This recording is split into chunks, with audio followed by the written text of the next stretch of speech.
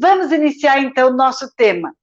Escola e família, uma parceria possível, uma parceria que vai dar certo, que a gente consegue através de algumas técnicas e algumas dicas que eu vou passar aqui hoje para você, tá ok? Quero primeiro dizer que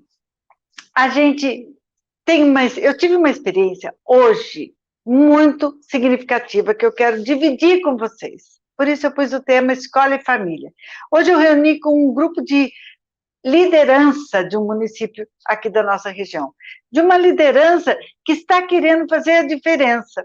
E a preocupação em relação à pandemia é muito grande. As escolas, elas querem voltar, elas querem ter o presencial, mas a preocupação, a responsabilidade do professor é muito grande. Nós pretendemos, aí eu me coloco junto com educadores, por isso que eu quero falar aqui aos pais especialmente, e os professores garanto que vão gostar, porque eu vou falar em nome de vocês o que os pais precisam refletir nesse momento. Porque o peso da responsabilidade que caiu sobre a educação hoje, ela impede o ensino presencial de uma forma como a gente queria, completa, né? Deixa eu tomar uma aguinha. A gente queria o quê? As crianças se abraçando, as crianças se comunicando, a gente queria as crianças aprendendo na interação e na brincadeira, como eu falo aqui nas minhas lives, a educação infantil, principalmente, as crianças querem essa experiência de conviver, a interação, que é uma estratégia de aprendizagem da educação infantil, não está ocorrendo, porque a criança está sozinha em casa. Então, a interação hoje, para a criança aprender, ela tem que acontecer na família. Na família. Então, a escola vai mandar tarefas para a família, vai mandar atividade. O ano letivo está começando, gente. Vai mandar atividade. E a família vai fazer o quê? Vai pegar essa atividade, eu quero aqui ajudar a família a refletir que esse momento precisa dessa parceria, sabe? Vamos dar as mãos? Nós não podemos nos tocar, nós não podemos nos encontrar, mas nós podemos dar as mãos e apertar essas ideias. Nós podemos conectar ideia com a escola. Então, é muito importante que vocês, mesmo que não concorde com alguma tarefa, mesmo que não concorde com alguma atividade que o professor está mandando, mesmo que a criança não goste, você vai fazer o quê? Vai primeiro acolher a atividade que vem da escola, acolha com aquela disposição de quem quer seu filho aprendendo. Isso já é um grande passo para que as coisas comecem a melhorar. A escola, ela gostaria de estar no presencial, isso eu garanto. Hoje, depois da reflexão que fizemos, a gente viu o papel da escola, a função social da escola, tão preocupante, tão pesado, porque nós não podemos arcar com a questão que não é da escola, a saúde. Nós não podemos arcar com a responsabilidade de transmissão.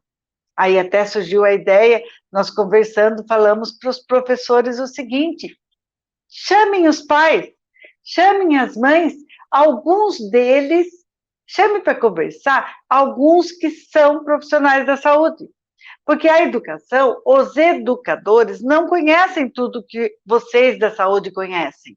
Então, vamos saber do pessoal que está com a saúde, como nós podemos fazer a interação. Será que não tem um pai médico ou uma mãe médica, enfermeira, que trabalha lá, agente social de saúde, algum profissional que é pai da escola, que é mãe, para acolher a preocupação da escola e junto entrelaçar aí as decisões? Será que a escola pode liderar essa decisão junto com os pais? Ela deve fazer isso. E se não estiver fazendo no seu município, você, pai, mãe que está me ouvindo, pode chegar lá na escola. A escola pública, ela tem que te receber. Então, chegue lá mas com a postura de quem quer ajudar, com a postura de quem chegou para contribuir com essa preocupação atual, tá? Então, esse é um ponto, acolher a escola e a família ser acolhida pela escola. É via de mão dupla, não dá para a gente ficar aí achando que é só de um lado que tem que ceder. Os dois lados precisam se comunicar para o bem da criança, não é? Nós queremos, nós educadores, estou falando hoje como educadora, que sou aposentada, mas atuante na ativa, e usando desse meio de comunicação aqui para chegar nas mães em nome dos educadores, porque nós, educadores, estamos com a preocupação de a aprendizagem da criança ser realmente eficaz, acontecer.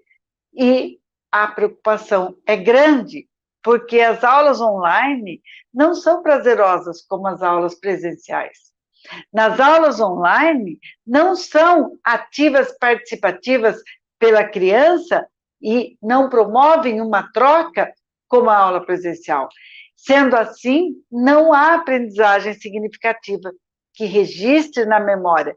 Para registrar a memória da criança, nós temos que promover uma interação, a conversa, um debate, um desafio, uma busca, uma pesquisa. Várias habilidades humanas são desenvolvidas aí. E a aula online tem que propiciar isso. Então, tem que melhorar essa aula online? Tem, mas precisa também ter essa conversa com os pais. Os pais serão os mediadores, foram em 2020 e agora em 2021. Serão também os mediadores da aprendizagem dessa criança. Não dá para a gente colocar a criança na frente do computador, na frente do celular, ali da tela, e deixar o professor falando com ela. Essa interação, sem você estar presente, pai, não vai acontecer. Então, mesmo que pouco tempo, porque cada um trabalha fora, eu sei o que você vai me falar, você trabalha fora, mas olha, um pouco de atenção por dia, que você tente captar o que foi exigido aquele dia do seu filho na atividade da escola, para que ele te passe, para que vocês conversem, para fazer um mínimo de memória. Isso já vai bastar, porque essa conversa que você senta e ouve seu filho frente a frente, sabe? Frente a frente, converse, realmente falando com ele e ouvindo ele.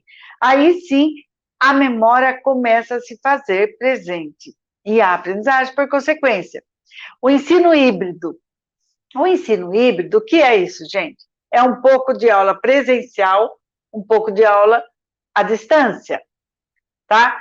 A aula à distância, a aula online, ensino remoto, são vários termos que significam a mesma coisa. Você vai receber atividade via internet, tá? Recebe atividade, recebe talvez um material lá da escola. Eu vi uma cidade que mandou material, inclusive mandou jogos, não é atividade impressa só. O que a criança precisa é ter o brincar lá na escola, lá na casa também. Então, o ensino híbrido, ele é bom. Não vamos ver com o olhar de coisas negativas. Vamos ver que é uma pesquisa que a criança vai aprender a fazer, que é uma leitura especial, tá? Que você pode ler para ela também, que você vai ajudar ela a refletir sobre aquele assunto, e aí vai acontecer um aprendizado, sim. Então, não vamos pensar agora, não é o momento da quantidade de conteúdo, é o momento de refletirmos com a própria criança o assunto do dia, o tema do dia, a pesquisa, sabe? Não adianta a gente ficar aí preenchendo um monte de papel, um monte de coisa que não vai levar à aprendizagem significativa da criança, principalmente na alfabetização.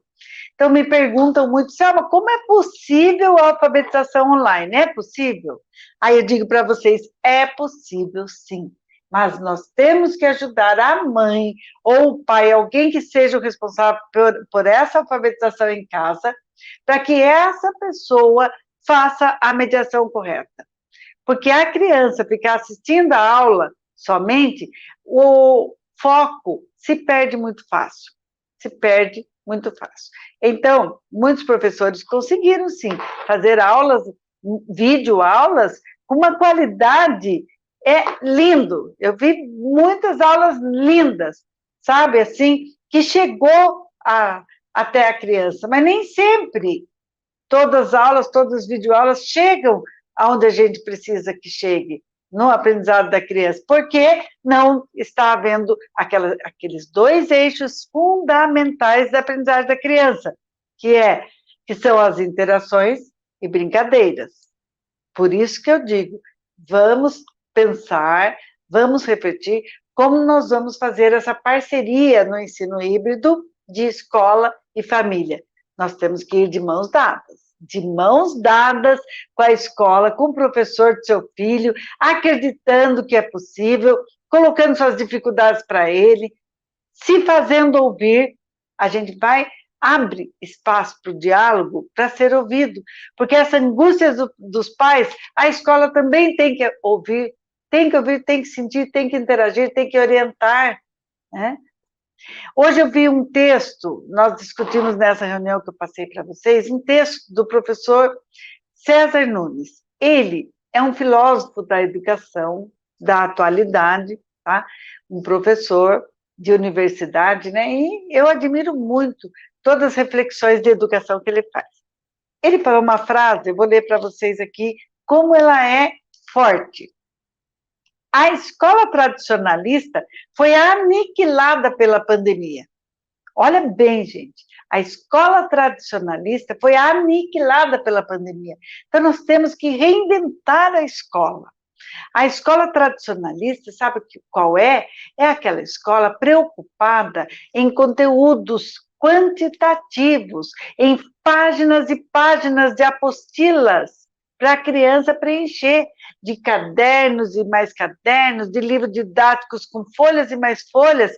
Isto virou inviável com a pandemia, com o ensino remoto. Isto ficou para trás. Essa postura do professor que quer dar aula só usando o oral, até as videoaulas, se ele só fica falando blá, blá, blá, blá, blá, blá, blá, blá, blá, e a criança ouvindo, sem ter interação nenhuma, sem ter que pesquisar, sem ter que executar um jogo, uma brincadeira, um desenho, uma arte, uma escrita, ela não vai aprender. Então, esse ensino, com essa prática tradicional, é que precisa ser reinventado. Não que a gente pense que conteúdos não precisam ser trabalhados, não. Pelo contrário, é papel e função da escola ensinar os conteúdos acumulados por todas as gerações. Todo o conteúdo que a humanidade construiu, que levou milênios e milênios para construir, precisam ser colocados à disposição do aluno para estudar. Só que hoje a visão do nosso aluno é outra. Hoje ele pega no Google, tem criança pequenininha, meu neto de 5 anos, ele fala para mim, vovó, veja aí no Google para mim como é isso que ele estava falando, que ele queria saber. Ele dá a ideia, veja no Google. Pensa uma criança de educação infantil faz isso, o que não faz o jovem, o adolescente aí que está lá no ensino médio? Quer dizer, conteúdo tem que ser trabalhado, mas nós temos hoje a nosso favor, em paralelo, como apoio e não como objeto fim, nós temos a tecnologia. A tecnologia é o apoio que nós precisamos, é o apoio para a gente nos apegar e nos acudir, mas com o senso crítico. O senso crítico, por isso que quando eu falo de alfabetização, vocês tomem cuidado vão imprimindo tudo da internet, não. Vamos ter que desenvolver o senso crítico.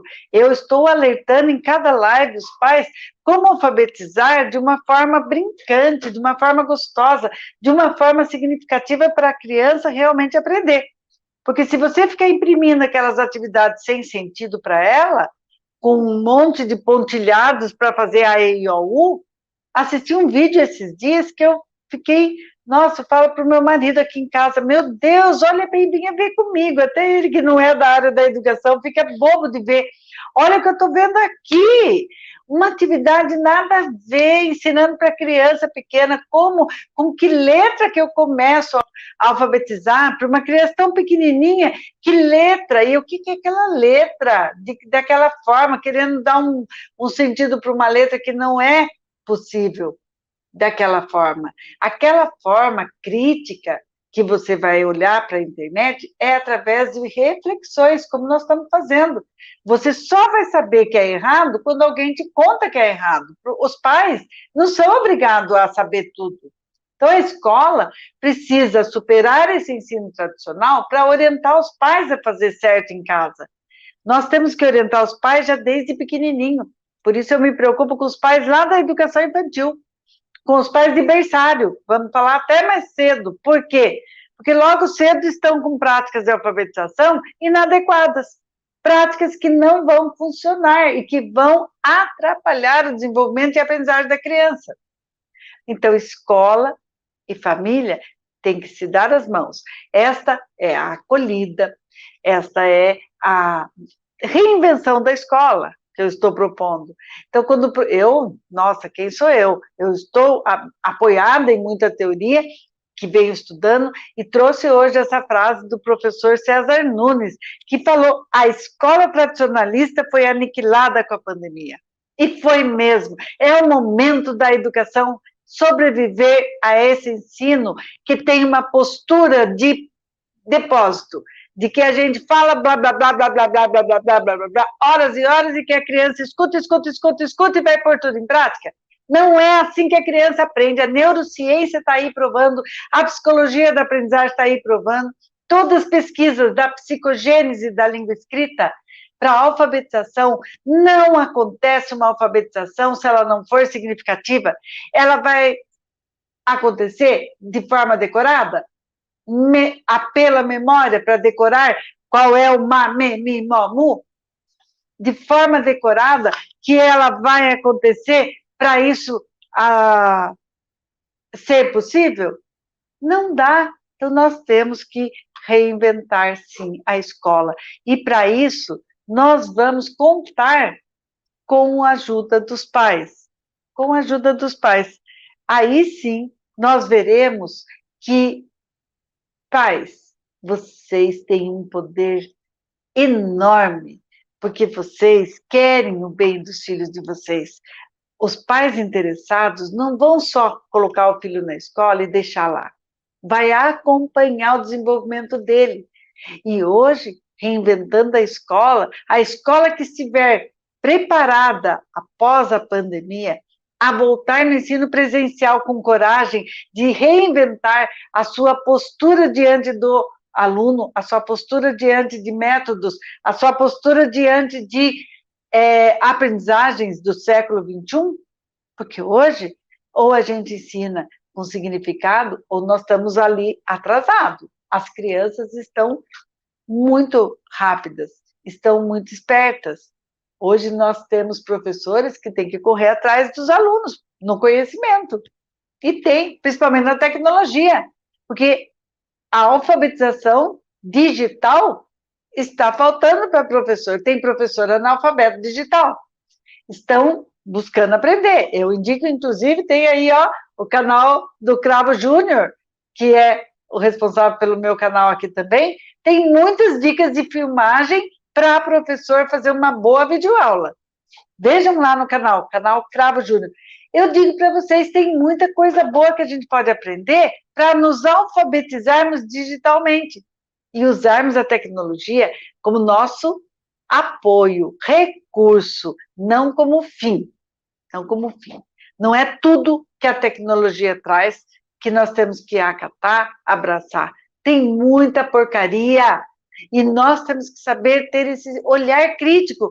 Por isso estou aqui, fazendo uma fala de motivação para os pais acordarem em relação à alfabetização dos seus filhos, perceberem que podem fazer uma grande diferença se ele for parceiro da escola e se ele estudar minimamente como seu filho aprende, em que ponto ele está, sabe? Para isso, o nosso canal, eu indico que você assista a outros vídeos e pode colocar os comentários lá, pode fazer crítica, pode polemizar se você quiser, mas eu quero que você reflita aonde você pode crescer e mudar sua prática, onde você pode ajudar a reinventar a escola.